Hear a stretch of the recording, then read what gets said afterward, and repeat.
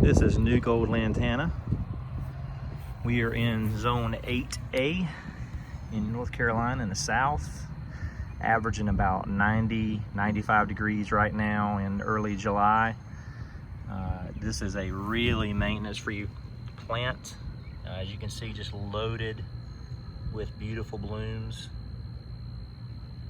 We've got a storm coming in right now, so there's not a whole lot of pollinators on it at the moment, but they love this plant. These are planted about 18 inches apart, and there are 4 plants here. And as you can see, they are blooming, and I rarely water these at all. They are very drought tolerant. They'll handle some really rough soil.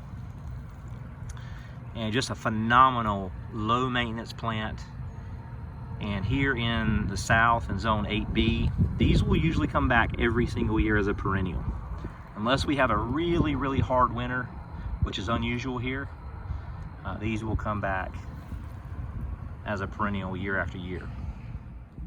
So the plants I just showed you have been in the ground for about 2 months. These 3 plants have been in for 3 years. And unfortunately, just like I said, a storm just came through just a few moments ago. You can still hear the thunder in the background, and blew most of the blooms off the plant.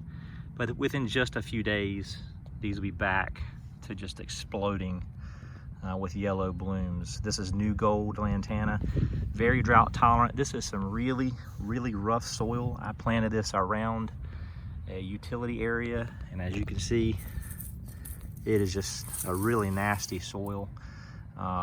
They get very little care, forgotten about almost all season. Got them mixed here with several other perennials, black-eyed Susan, as well as catmint, Walker's Low catmint, and a few other plants that I really like. And they're planted right underneath this Muskogee crepe myrtle.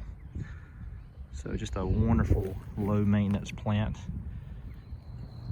As you can see, I've got this one grouped with a Delta Jazz crepe myrtle, which is a beautiful red foliage. It has not started blooming yet, but just a nice contrast with that Delta Jazz crepe myrtle. Just a couple of tips: if you want to bring this plant back as a perennial year after year, I recommend that when this dies back in the winter, that you don't cut the stems back to the ground. And the reason for that is these stems are hollow in the wintertime, and when rainwater gets into the stem and you have a freeze, that will get into the root system and kill the plant, and it will then become an annual. But as I said, if you leave just kind of the ugly brown tan stems until we're not in really any danger of a hard freeze again in the late winter, early spring, you should be able to cut them back, and then the new growth will flush back out for the year. And year after year, this will get larger and larger as this has been in the ground maturing. So great plant again, wonderful Gold Lantana, great addition to your garden, and very drought tolerant, easy care for.